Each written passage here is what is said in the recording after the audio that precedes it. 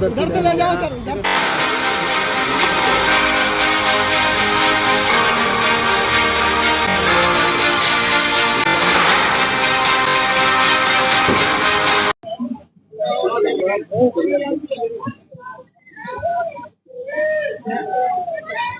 सारी कॉलोनी इतनी बसी हुई है, तो इस बीच में सुविधाएं देने का काम फिर भी दिल्ली की मुख्यमंत्री क्या रास्ते निकल सकते हैं कर रही हैं, हम उनका बहुत धन्यवाद देते हैं।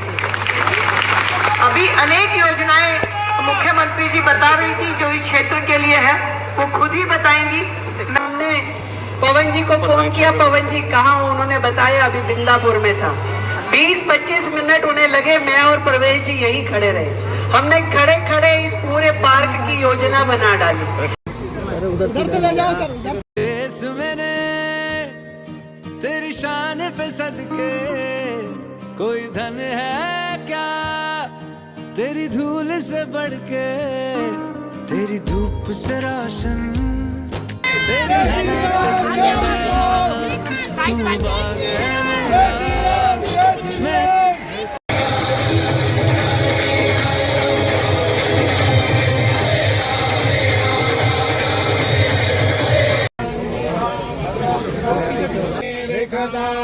दिल्ली प्रदेश अंतर्गत है उत्तम नगर जनपद अंतर्गत है शुक्ल पक्षे सप्तम्यां चतुर्षु वात्रतायां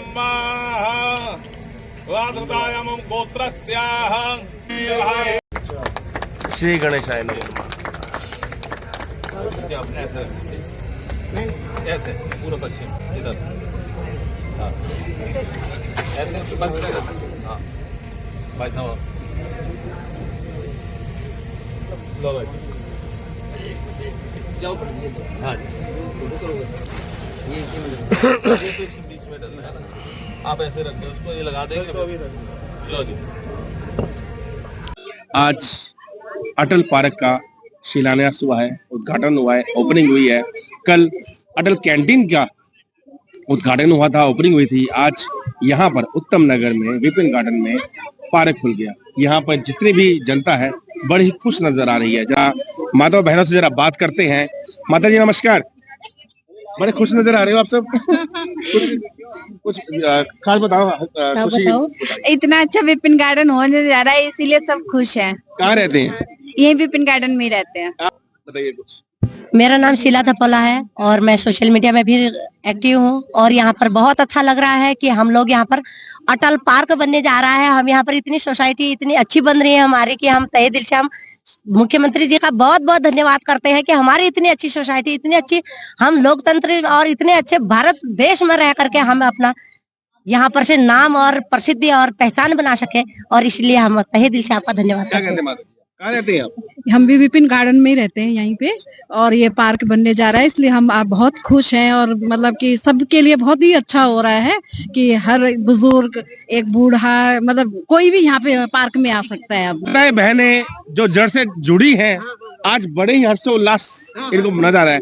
स्वास्थ्य को लेकर, शिक्षा को लेकर और अस्पतालों को लेकर, रोजगार को लेकर, महंगाई को लेकर नई सरकार नए साल में क्या क्या तोहफे दे रही है जनता को। आइए माताओं बहनों जरा बात कर। और दिल्ली की मुख्यमंत्री श्रीमती रेखा गुप्ता जी ने सभी के स्वास्थ्य के बारे में सोचा, अटल रोजगार के बारे में सोच रही हैं, स्वास्थ्य के बारे में सोच रही हैं। इसलिए आज उत्तम नगर के अंदर अटल पार्क का उद्घाटन हो गया और कल ही अटल कैंटीन का भी उद्घाटन हो गया। आइए जरा माताओं बहनों से बात करते हैं कि आज वो देश की श्रीमती दिल्ली की मुख्यमंत्री रेखा गुप्ता जी को और उत्तम नगर के विधायक श्री पवन शर्मा जी को किस प्रकार से धन्यवाद देती हैं, और दिल्ली के बारे में वो क्या सोच रही हैं कि इस नई सरकार नए साल में और क्या योजनाएं बना रही है, वो किस तरह लागू हो पाएगी। पवन शर्मा जी बहुत ही अच्छे इंसान हैं, वो जाते हैं हमारी बात सुन लेते हैं। गार्डन की पावन धरती पर दूर दूर से आए हुए आगंतुक अतिथि को हार्दिक अभिनंदन, हार्दिक स्वागत। वासी उत्तम क्षेत्र के नाम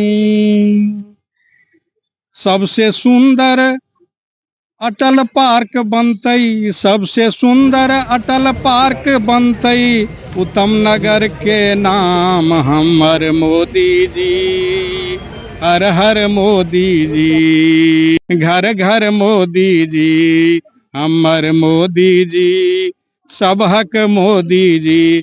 जय हिंद, जय भारत, जय श्री राम। हमें स्वास्थ्य मिले, हमें शिक्षा मिले और हमें रोजगार मिले, इसके बारे में आपका क्या विचार है? क्या इन तिथियों में आपके पास सारे कार्य हो रहे हैं या नहीं? इसके ऊपर आपके क्या विचार है? और अपनी बात आप विधायक, आपके क्षेत्र का जो भी विधायक हो, तो उस तक जब आप बात पहुंचाते हैं, क्या वो सारे कार्य कर पाने में सक्षम हो पाते हैं या नहीं, या वहां पर भी कोई ना कोई आपको समस्याएं आती हैं या अड़चने कोई आती हैं? तो अपने विचार और अपनी समस्याएं हमें भी बताते रहिए। अगर आपका किसी भी तरीके से कार्य नहीं होता तो हम सदा आपके साथ रहेंगे। जुड़े रहिए हमारे साथ, देखते रहिए न्यूज़ीलैंड।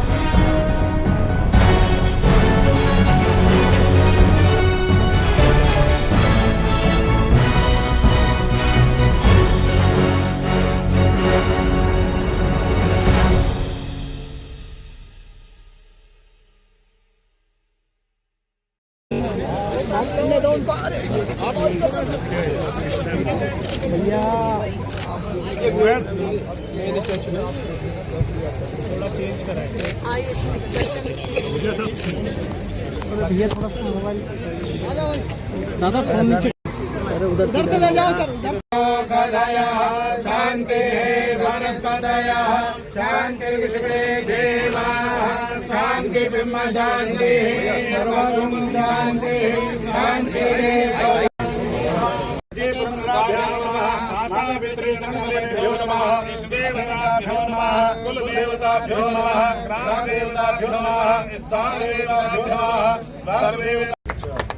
श्री गणेशाय नमः। ऐसे पूरा पश्चिम इधर, हाँ ऐसे बंद कर, हाँ भाई साहब लो भाई जाओ, हाँ ये बीच में डलना है ना, आप ऐसे रख दो उसको, ये लगा देंगे। लो जी, नारा लगवा दो, हाँ लगवा दो, लगवा दो। भारत माता की जय, भारत माता की जय। ये तरीका है।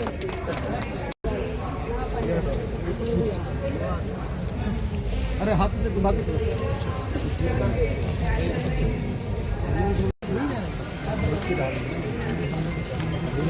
थोड़ा पीछे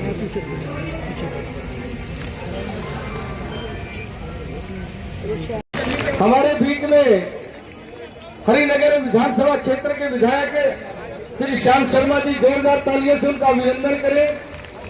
मटियाला विधानसभा क्षेत्र से श्री संदीप सहरावत जी, जोरदार तालियों से उनका अभिनंदन करें।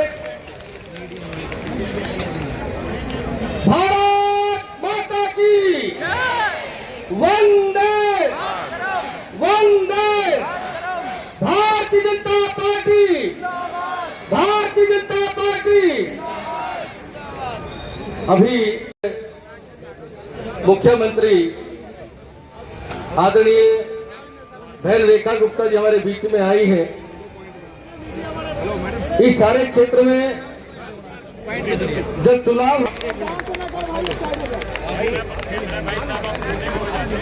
बहुत बहुत स्वागत है माननीय मुख्यमंत्री जी, आप अपना बहुमूल्य समय निकालकर यहाँ पधारे हैं, हमारे समक्ष हैं। वाकई हमारे लिए हर्ष की बात है। और ये छोटी सी भेंट हमारे प्यार का ये तोहफा है श्री परवेश वर्मा जी के लिए। सर आप यहाँ पधारे हैं, हमें धन्यवाद करते हैं। और हमारी सांसद है हमारे बीच श्रीमती कमलजीत सहरावत जी, मैम बहुत बहुत स्वागत है आपका। आप यहाँ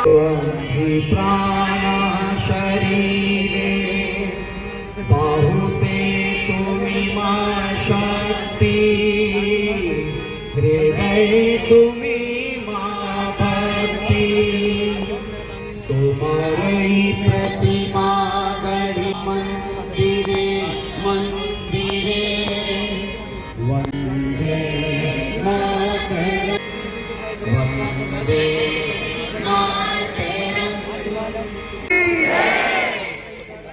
पार्क नहीं, पार्क के साथ साथ बहुत कुछ और भी मिलेगा। ताली तो बजा लो भले आदमियों, यही तो दिक्कत है।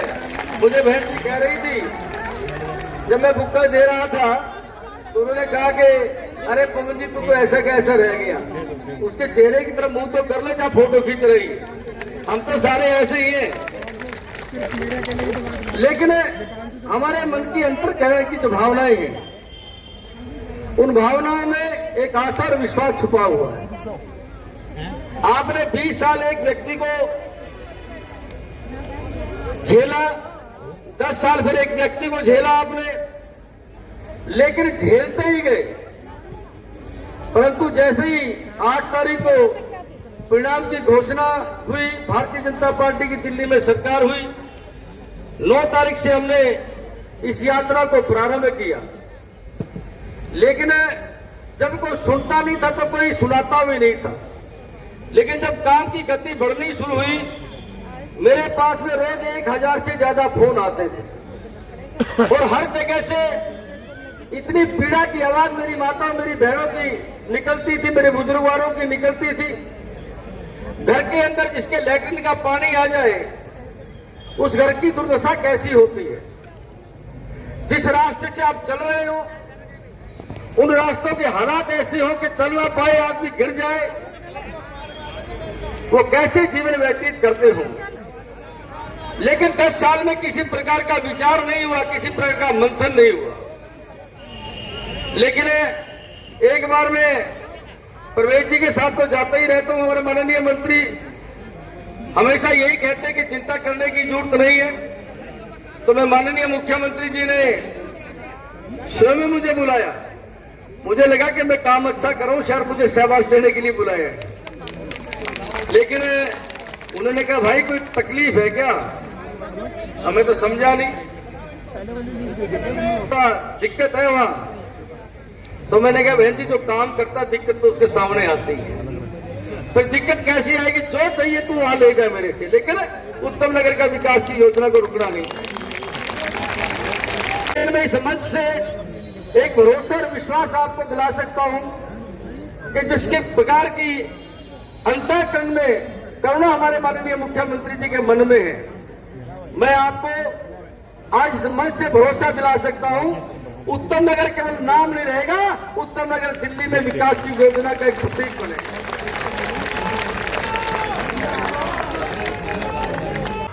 खराब होता गया। हमने उस दिन ये तय किया कि नजफगढ़ नाले के लिए जो भी करना चाहिए उस सरकार को हम उस काम को करेंगे। और उस दिन हम दौरा करते करते यहाँ तक आए। यहाँ पे आने के बाद हमने पवन जी को फोन किया, पवन जी कहाँ हो? उन्होंने बताया अभी बिंदापुर में था। 20-25 मिनट उन्हें लगे, मैं और प्रवेश जी यहीं खड़े रहे। हमने खड़े खड़े इस पूरे पार्क की योजना बना डाली कि भाई ये पार्क जो है बहुत बड़ा लग रहा है, पर उस समय यहाँ पे गाय भैंस घूम रही है। तो हमने कहा भी लोगों के लिए जगह होनी चाहिए। पवन जी पहुंचे, पवन जी ने कहा भी मेरी विधानसभा जो अभी कह रहे थे कि उत्तम नगर है, पर उत्तम नहीं है कुछ भी, इसे सर्वोत्तम करना है। तो हमने कहा कि चिंता मत कीजिए, ये उत्तम नगर दिल्ली की सर्वोत्तम विधानसभा बने, इसके लिए हम काम करेंगे। नहीं है जनता की सेवा करने का माध्यम है, और इसीलिए आपको दिन रात मेहनत करनी होगी।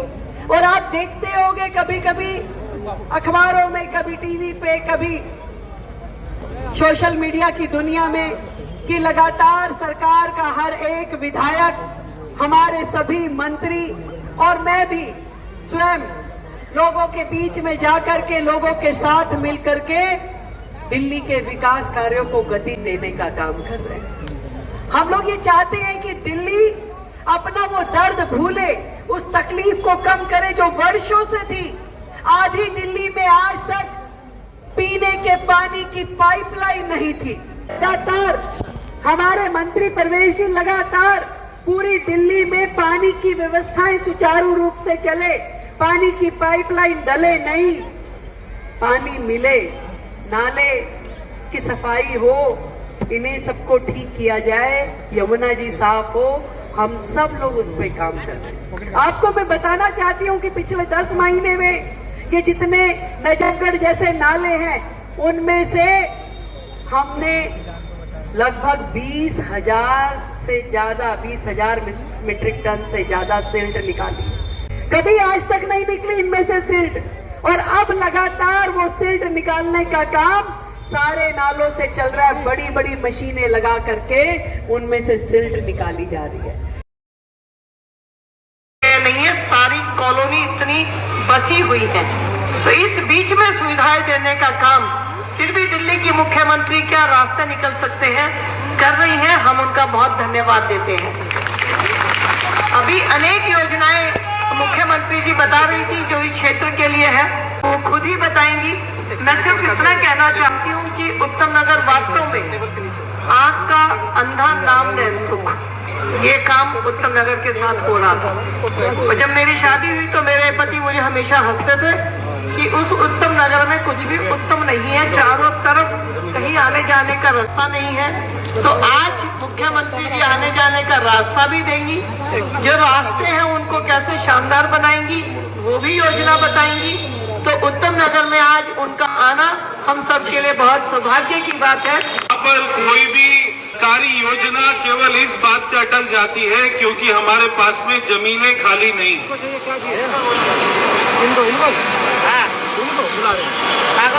ये वही पार्क है और यहाँ पर बहुत सारे लोग मौजूद होंगे। आज से 5-6 साल पहले इस पार्क का इंक्रोचमेंट हो रहा था। जब वो लोग आए थे तो उन्होंने कहा था कि ये बढ़ता जा रहा है। से बात करी, पुलिस कमिश्नर से बात करी, और जब एक और यहाँ पे घटना होने वाली थी तब उसको पहली बार यहाँ पे रुकवाया गया। शांति शांति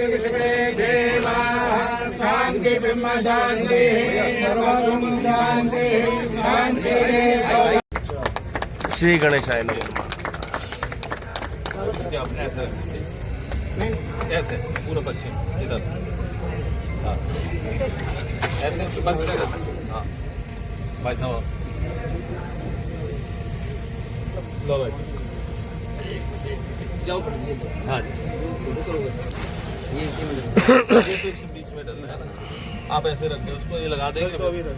लो जी देख रहे हैं 11 साल से उन्होंने उस पर हाथ ही नहीं लगाया था।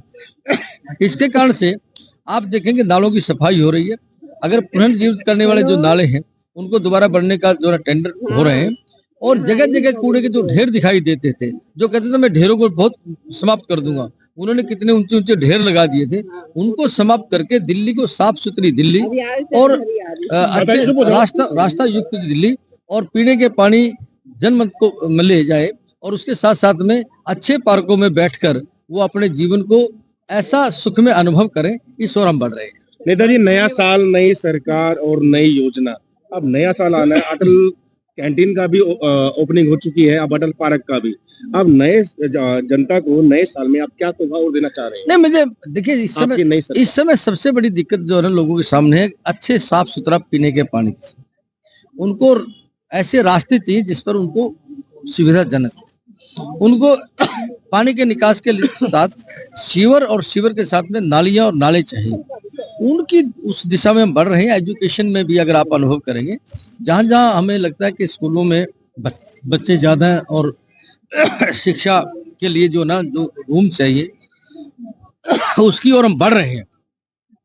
मुझे लगता है अगर आपने चर्चा करनी है, हमने 10 महीने में क्या किया और 11 साल में उन्होंने क्या किया, इस पर चर्चा करिए आप, तब आपको ये अनुभव आएगा कि दिल्ली कहाँ खड़ी थी और दिल्ली को हम लेकर कहाँ चल रहे हैं। नए स्कूलों को लेकर और नए जैसे अटल कैंटीन हर जगह खुल गई है, यहाँ पर क्या उम्मीद है कि अटल कैंटीन उत्तम नगर? देखिए, वो मैं बताता हूँ आपको, हमें ऐसा क्षेत्र जिसमें बिल्कुल खाने के लिए, भोजन के लिए बहुत लोगों की तकलीफ होती है, तो जो ऐसी जगह कोई होगी तो उसमें हम अटल कैंटीन की जगह के साथ। महंगाई, अस्पताल और स्कूलों को लेकर कुछ योजना?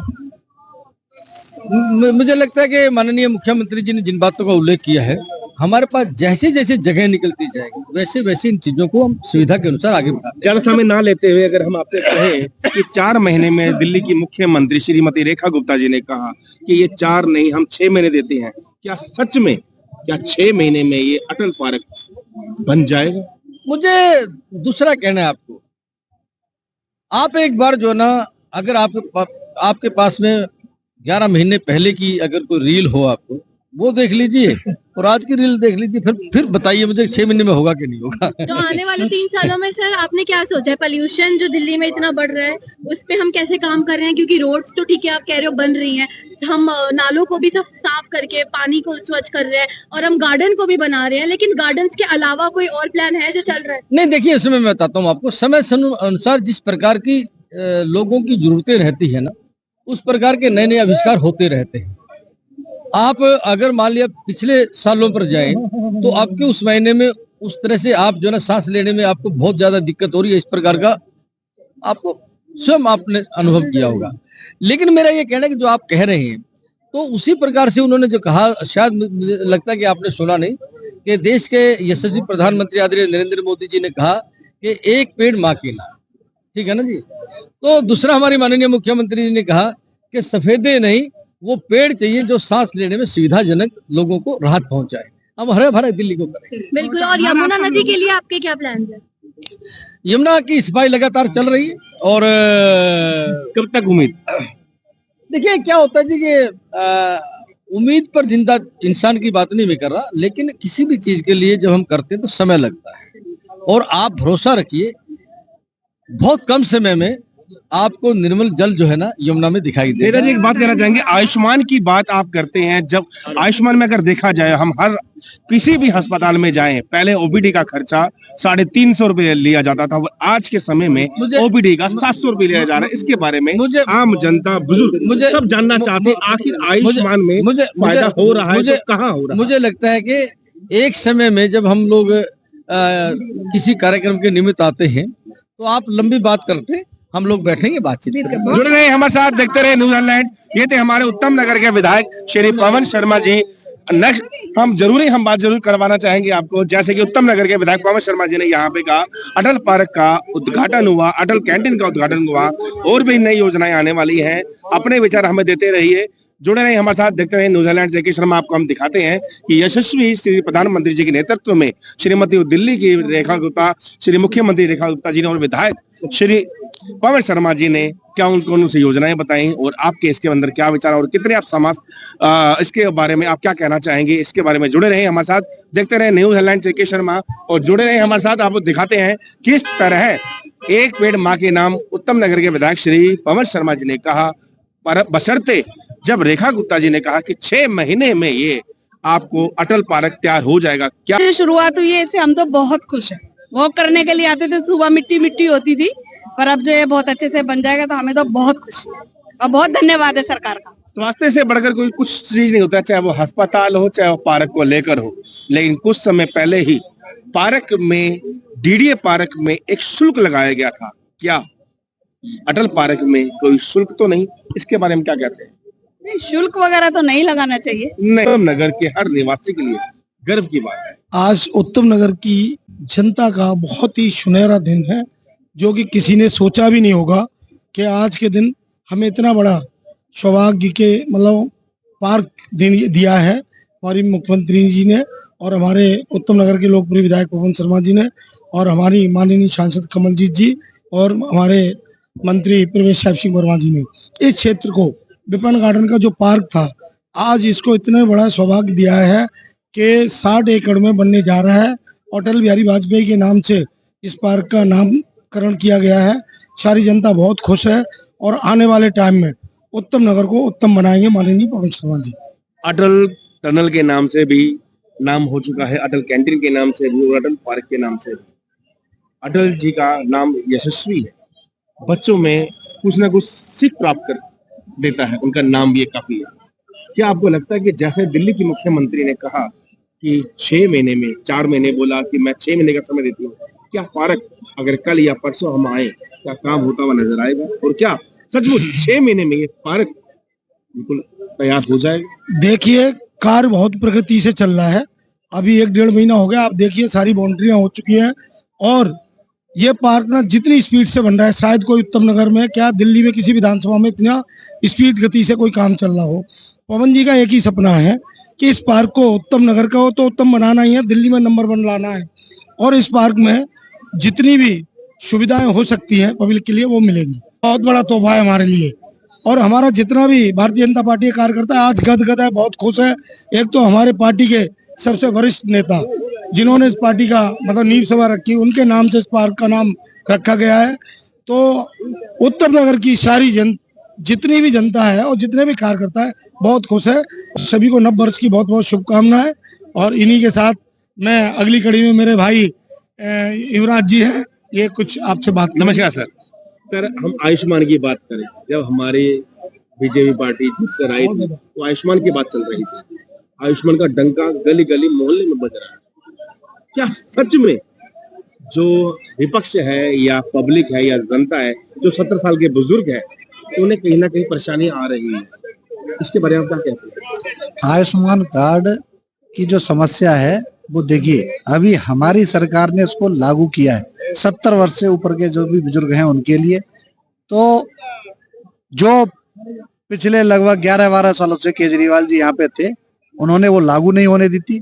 अब जब लागू हुई है, अभी पिछले 4 महीनों 5 महीनों पहले लागू हुई है, तो उसकी व्यवस्था बनाई जा रही है। जो हॉस्पिटल हैं जो उसके साथ में जो लागू हुआ है और उसके गवर्नमेंट के साथ सहयोग नहीं कर रहे हैं या मरीजों को परेशान कर रहे हैं, उस पे भी हमारे माननीय मंत्री जी ने तो जहां लागू हो चुका है, पहले जब बुजुर्ग वहां पर गए हैं, पहले ओपीडी का 70 साल के बुजुर्ग को ओपीडी का 350 रुपए दे रहे हैं। अब वो दवाई नहीं दिया जा रहा, बशर्ते कुछ दवाई जब टेस्ट लेकर आता है 17 साल का बुजुर्ग आदमी या उसके साथ में कोई भी आता है, दुर्व्यवहार तक किया जा रहा है। दवाई भी कहा तो बाहर से लेके आए, टेस्ट दोबारा से करवाएं और बशर्ते उनपे तो 700 रुपए का ओपीडी चार्ज करने लग गए। उनकी अस्पतालों के ऊपर आप क्या कार्रवाई कर रहे हैं? मैं बिल्कुल वही मैं बात बताना चाह रहा था अभी कि कुछ हॉस्पिटल सहयोग नहीं कर रहे, उसके लिए हमारे नहीं ऐसा कहीं भी नहीं सारे हॉस्पिटल एक जैसे नहीं है, सभी जगह नहीं हो रहा है काम, ऐसा नहीं है। ऐसा मुझे कोई अस्पताल का नाम बताइए जहां पर मान सम्मान के साथ उस बुजुर्ग का इलाज हो जाए। हमारे पड़ोस में राठी हॉस्पिटल है, वहाँ पे बिल्कुल गलत है कि राठी अस्पताल का नाम लिया। आप में से कोई भी कार्यकर्ता, कोई भी विधायक, कोई भी मंत्री अगर हमारे साथ जाना चाहे, नहीं मैं वही कह रहा हूँ, अगर कोई तो नहीं जा सकता है। अगर हम जिनका भी उन्होंने इलाज किया है आयुष्मान के द्वारा, अगर हम उनसे भी बात करना चाहे तो वहां पर उसका इलाज नहीं, अरे दवाइयां बाहर, ये है साक्षात। हो सकता है किसी मरीज के साथ में इस तरह का हुआ हो, लेकिन मैं सहमत हूँ आपसे कि आप ये जो कह रहे हैं ना कि किसी के साथ हो सकता है, लेकिन सभी के साथ ऐसा नहीं हो रहा। मैं बता रहा हूँ, उसके लिए माननीय मंत्री जी ने बोला है अगर कोई ऐसा करता है किसी मरीज के साथ में तो मंत्री जी पास में ही है, उनका निवास स्थान पास में ही है, वो पूरी कार्रवाई कर रहे हैं। क्योंकि कुछ जगह की शिकायतें आई थी लेकिन अब उसमें सुधार है, अब हॉस्पिटल उनका इलाज कर रहे हैं। ये सच्चाई है कि शुरुआत में दिक्कतें आई थी, ये इसमें कोई दो राय नहीं, लेकिन अब धीरे धीरे उसमें सुधार हो रहा है। सर जैसे हम आपकी बात से सहमत हैं, आपने कहा कि अब शायद उम्मीद है कि अस्पताल में इलाज मिलना शुरू हो जाएगा, कोई परेशानी नहीं आएगी। अगर बशर्ते कोई अस्पताल ऐसा करता है तो कार्रवाई के लिए कौन सा नंबर, किसके पास जाए कि वो भी उसकी सुन ले? मैं कहता रहा हूँ, हमारा दिल्ली सरकार के माननीय स्वास्थ्य मंत्री जी डॉक्टर पंकज सिंह जी पूरी तरह से अपना नंबर ओपन सबको दे रखा है उन्होंने कि अगर कोई भी इस तरह का हॉस्पिटल दुर्व्यवहार करता है, इलाज नहीं करता है जो उस क्राइटेरिया में आता है कि वो आयुष्मान कार्ड वालों को इलाज करेगा, तो उसके लिए डायरेक्ट आप फोन करके उनके इस ऑफिस में संपर्क कर सकते हैं। और हमारा जो क्षेत्र है वो तो बिल्कुल एक तरह से उनका गृह क्षेत्र है, यहाँ पे तो उनके निवास पे या उनके दफ्तर पे जाके आप समस्या बता सकते हैं और सभी के काम हो रहे हैं, कोई दिक्कत नहीं आ रही। शुरुआत में दिक्कतें आई थी, मैं सहमत हूँ, हमारे पास भी बहुत से लोग आए थे कि जी वो इलाज नहीं कर रहे, तो हमने पूरी उनका इलाज करवाया और जो हमारे डॉक्टर साहब हैं वो पूरी तरह से। बहुत बहुत धन्यवाद आपका। छोटे शब्दों में भाई ने बहुत बड़ी बात कह दी हमारे बीजेपी कार्यकर्ता ने कि किसी प्रकार की किसी को कोई परेशानी नहीं आएगी। अगर बशर्ते कोई भी आपको परेशानी आती है तो आप निष्पक्ष दिए गए नंबर पे आप कॉल कर सकते हैं। अब उत्तम नगर के विधायक से आप क्या चाहते हैं, कौन सी उम्मीदें हैं नए साल पे, क्या कहना चाहते हैं? उत्तम नगर के विधायक सबसे पहले तो हम एक ये पार्क दिया, हमें पार्क की सौगात दी है जो सारी पूरे जिले के लिए बढ़िया है। एक अस्पताल को लेकर एक हॉस्पिटल के ओपनिंग करी थी परवेश वर्मा जी ने नजफगढ़ में, क्योंकि बच्चे रात को कहीं आसपास उत्तम नगर के जो भी चुनिंदा जो भी निवासी हैं, उत्तम नगर के आदमी या निवासी या महिला या बुजुर्ग नजफगढ़ में जाने में क्या समस्या नहीं आएगी? नजफगढ़ बहुत ज्यादा दूर नहीं है, यहाँ से सीधा 2 मिनट के रास्ते पर डिस्पेंसरी के पास में है ना। दूर थे पहले हॉस्पिटल, जो सा भी हॉस्पिटल नजदीक पड़े वहाँ करने चल जाती है। ठीक है, अब हमें ये दिया पार्क, बड़े बुजुर्ग यहाँ के आराम से शांति से रह सकते हैं। अभी कुछ निवासियों से मैं महिलाओं और बहनों से बातें करें कि हम अगर किसी भी डिस्पेंसरी में जाते हैं, कहीं भी जाते हैं, यहाँ पे कुछ दवाइयाँ लिखेंगे, कुछ कहते हैं खरीद के लाओ, इसके बारे में क्या कहते हैं आप? देखिए हमें ये मैं कहना चाहूंगी, ये बहुत बड़ी प्रॉब्लम है। इसकी बात आपको विधायक तक पहुँचानी चाहिए। राम मनोहर लोहिया में जाइए या ये दिन कोई भी सरकारी अस्पताल हो, वो क्या करते हैं, दवाई लिख देते हैं, कुछ दवाई खुद देते हैं, कुछ कहते हैं बाहर से ले। ऑपरेशन की बात है तो सारा चीज बाहर से मुहैया कराओ, उनके अंदर कुछ नहीं है। उसके बाद ये होना चाहिए ना कि हर चीज वहां से। सरकारी का मतलब क्या हुआ, आधा पैसा जब हम खर्चा कर रहे हैं तो सरकार क्या कर रही है, इस चीज का होना चाहिए वहाँ हॉस्पिटल में। ये चीज हो रहा है, ये अच्छा मुद्दा उठाए हैं कि ये हम लोग भी जाते हैं तो बहुत परेशान होते हैं। ऑपरेशन करना का चीज है। क्या सरकारी अस्पताल में पूरा मान सम्मान के साथ इलाज होता है या वहाँ पे भी घुमाया जाता है, ये टेस्ट करवा लो, वो करवा लो, लंबी लाइन? महंगे टेस्ट होंगे तो ऐसा ही होता है जो आप बोल रहे हैं, जो हम झूठ नहीं बोलेंगे क्योंकि आम पब्लिक की फायदे की बात है। मैं महंगे टेस्ट होने के बावजूद भी वो फैसिलिटी सरकारी अस्पताल में क्यों नहीं? अभी आयुष्मान कार्ड की भी कंप्लेंट है। पब्लिक के कोई और आयुष्मान कार्ड की हम बात करें, हम किसी भी अस्पताल में जाते हैं तो पहले ओपीडी का नहीं। पटना में देखिए कह रहा कि आयुष्मान कार्ड लागू नहीं। कोई भी हॉस्पिटल में जाइए, डॉक्टर गौरी शंकर सिंह के यहाँ मेरे पापा का इलाज। अभी एक और पेशेंट आया था, हम तारक हॉस्पिटल में गए थे, किसी पेशेंट के पास उसका इलाज नहीं करा और 350 रुपए ओपीडी का चार्ज भी ले लिया। अब उसका 700 रुपए कर दिया, बशर्ते कहते टेस्ट दोबारा कराई। अरे जब 70 साल के बाद का बुजुर्ग का बन गया तो अब इलाज काहे नहीं कर रहे? क्या उसके ऊपर कार्रवाई क्यों नहीं? तो तारक को क्यों गया, ये मग्गो वाले में जाओ, वो उसके मग्गो में आयुष्मान कार्ड की है ही नहीं, है उनके पास में नहीं है। अच्छा, वैसे तो 52 हॉस्पिटल दिए थे आकाश। 52 में से कोई एक ऐसा अस्पताल मैं चुनिंदा मुख्यमंत्री दिल्ली की रेखा गुप्ता जी से कहना चाहूंगा, मैं परवेश वर्मा जी से कहना चाहूंगा, सांसद कमलजीत शर्मा जी से कहना चाहूंगा कि आयुष्मान कार्ड आपने बना तो दिया। ये महिलाएं हमारे साथ मौजूद हैं, और भी बातें हम आपको बताएंगे। आयुष्मान कार्ड का कार्य कहीं भी नहीं हो रहा, उन अस्पतालों के ऊपर आपको कार्रवाई करने की सख्त जरूरत है, क्योंकि जब बुजुर्ग वहां पर जाता है तो वहां पर उससे दुर्व्यवहार किया जाता है, उसको भगाया जाता है, उसकी नहीं सुनी जाती, उसकी नहीं करी जाती। पहले 350 रुपए फीस ली जाती थी, अब 700 रुपए फीस कर दी गई है। पहले तो किराया भत्ता लगाकर अस्पताल में पहुंचेगा, फिर उस अभी सर्वर नहीं चल रहा, अभी डाउन चल रहा है, उसके बाद 2 घंटे के बाद कहते हैं कि आप 700 रुपए जमा कराइए, टेस्ट दोबारा करवाइए। उसके बावजूद आयुष्मान कार्ड का किसी को कोई लाभ नहीं मिल रहा, बशर्ते मजबूरन उसको वहीं पर किसी सरकारी अस्पताल में दम तोड़ना पड़ता है। ये शायद आप बोल रहे हैं, मैंने तो अभी तक कोई ऐसा देखा नहीं है, मगर ये बात पहुंचाने की बात है। अगर ऐसी कुछ हो रहा है तो इस पे कार्रवाई होनी चाहिए, उनको सुविधा मिलनी चाहिए जो घोषणा की है। मैं सबको, जितने भी दिल्ली के निवासी, उत्तम नगर के निवासी हैं, अगर आपका आयुष्मान का सही तरीके से इलाज हो रहा है तो अपने कमेंट्स हमें जरूर दीजिए और खुद एक लाइव करो, खुद बताओ कि हाँ सच में आयुष्मान कार्ड का इस अस्पताल में काम हो रहा है। मुझे किसी भी तरीके से परेशानी नहीं हो रही, चाहे वो 70 साल का कोई भी बुजुर्ग हो, कोई भी बुजुर्ग हो 70 साल का। अगर सचमुच अगर भाजपा पार्टी का कोई भी विधायक आपका कार्य कर रहा है तो आप खुद लाइव आइए। अमन शर्मा जी हो, चाहे वो अशोक शर्मा जी हो, किसी ने भी अगर आपका काम किया है तो आप उनका सर गर्व से उसे उठाइए कि उन्होंने मेरा कार्य किया है। अगर अस्पताल में कार्य नहीं हुआ तो तब भी आप फेसबुक में आ सकते हैं, अपनी बात कर सकते हैं। जुड़े रहे हमारे साथ, देखते रहे न्यूज ऑनलाइन। जेके शर्मा, आपका कीमती समय देने के लिए बहुत बहुत धन्यवाद। इस नई सरकार नए साल में और क्या योजनाएं बना रही है, वो किस तरह लागू हो पाएगी? नमस्कार माता जी। नमस्कार। कहाँ रहते हैं? हम मोहन गार्डन में। मोहन गार्डन में। जी। सबसे पहले तो हम कहना चाहेंगे मैम, आज पार्क का उद्घाटन हो गया, कल कैंटीन का उद्घाटन हो गया, नया साल आने वाला है, इससे अच्छी क्या बात हो सकती है और क्या उम्मीद है आपको भाजपा सरकार से? उम्मीद है सबसे पहले जो ये मोहन गार्डन में जो नाले हैं वो बंद होने चाहिए, और रोड देखो कहीं भी जाओ गेट के आगे से ऐसे पानी बह रहा है, पर्दों में पानी के छींटे आ रहे हैं, गाड़ी जा रही है तो इधर उधर। अब ऐसा हो रहा है तो जैसे बरसात होगी उस टाइम क्या हाल होगा यहाँ का? पहले था ऐसा, अभी आजकल थोड़ा कम हो रखा है। अभी जैसे बारिश बंद हुई उसके बाद कम हो गया है। मोहन गार्डन कहाँ पे मैडम? मेरा तो है 55 फुट तो उसका तो उद्घाटन में कैसे अभी हुआ है? उद्घाटन हुआ, फिर बिरना बहुत लोगों के आगे सब भर जा रहे हैं, उनके पर्दों में, उनके अरे तो वहाँ पे मेरे ख्याल से खड्डे वगैरह थे, अब तो शायद बन गए हैं वो।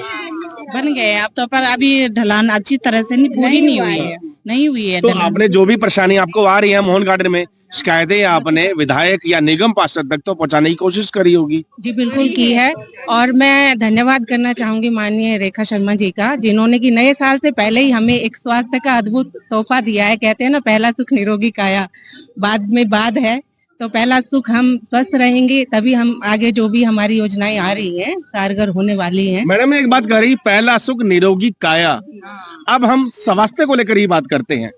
आयुष्मान, आयुष्मान कार्ड क्या कहते हैं उसके बारे में आप? 70 साल के बाद आयुष्मान कार्ड बुजुर्गों के लिए बनाया गया ताकि किसी को किसी भी प्रकार से कोई भी परेशानी ना हो।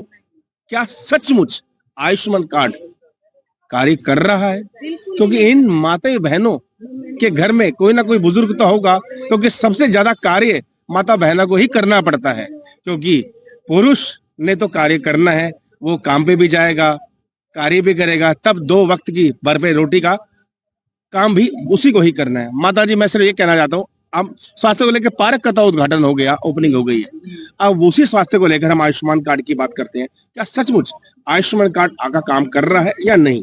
बिल्कुल भी नहीं कर रहा है। आयुष्मान कार्ड मेरा 2 साल से बना हुआ है, बिल्कुल भी कहीं भी ले गई मैं, कहीं काम नहीं किया उसने। क्या इसकी शिकायत आपने करी?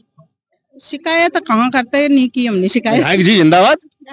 विधायक कहाँ रहते हैं हमको पता ही नहीं। और मिलनी चाहिए वो सुविधा जो करी, स्कूलों को लेकर बात करी, क्या कहते हैं महंगाई को देखते हुए स्कूल का जो एग्रीकल्चर शिक्षा है महंगी होती जा रही है, उसके बारे में आप क्या कहते हैं? क्या सरकार को इसके बारे में भी ध्यान सोचना चाहिए, क्या करना चाहिए? समाज ही जो है ना, सोचना चाहिए सर, वो सोचना चाहिए। में आगे बढ़ेंगे। महंगाई काफी है, उतना फिर बच्चों को पढ़ाने के लिए पैसा भी आजकल समय चाहे वो दाल ले लीजिए, चाहे वो टमाटर ले लीजिए, चाहे कोई भी सब्जी लीजिए, इसके बाद आप सरकार से क्या कहना चाहते हैं? बस घरेलू जो गृहिणियां हैं उनको तो ये तोहफा मिलना चाहिए कि जो घर का जो महिलाएं जो किचन में संभालती हैं, वो सारा जो भी आवश्यक सामग्रियां हैं वो सस्ती होनी चाहिए, क्योंकि किचन से ही पेट की शुरुआत होती है।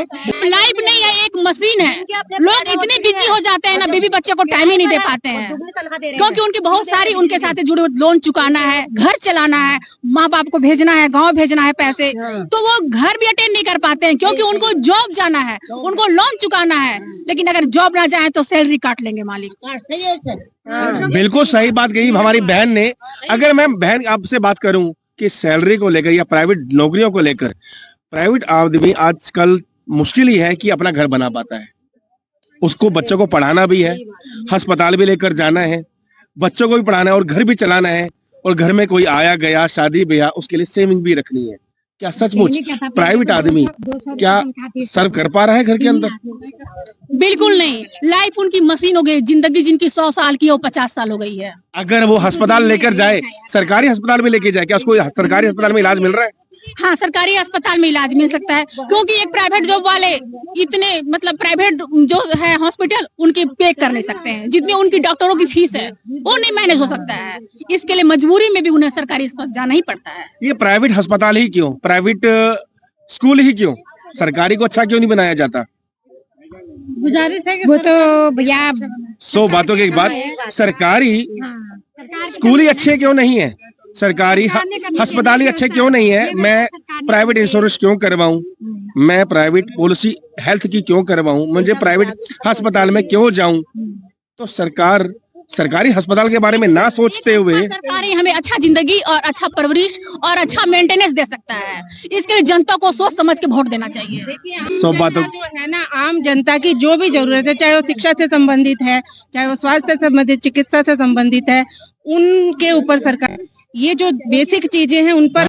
नमस्कार। कैसा लगा आज आपको यहाँ पर आकर? सर, मैं अपने आप को अपार आनंद का अनुभव कर रहा हूँ। गार्डन की पावन धरती पर दूर दूर से आए हुए आगंतुक अतिथि को हार्दिक अभिनंदन। घर घर मोदी जी, हमर मोदी जी, सब हक मोदी जी, जय हिंद, जय भारत, जय श्री राम। बहुत बहुत धन्यवाद। इतनी सुंदर पंक्तियां बस अगर काश ये उनके सामने कर पाते तो शायद मुझे इतनी उम्मीद है, चाहे दिल्ली की मुख्यमंत्री हो, चाहे सांसद हो, चाहे उत्तम नगर के विधायक हो, अगर ये इतनी सुंदर पंक्तियां सुनते तो शायद आंखें भर आती और दिल से लगा लेते। आज कम समय मिला, आज हमारे उत्तम नगर के जितने भी यहाँ पे निवासी हैं सब हर्षोल्लास से खुश हो रहे हैं कि आज हमारे स्वास्थ्य के लिए किसी सरकार ने तो सोचा। अब इसमें आपके क्या विचार है?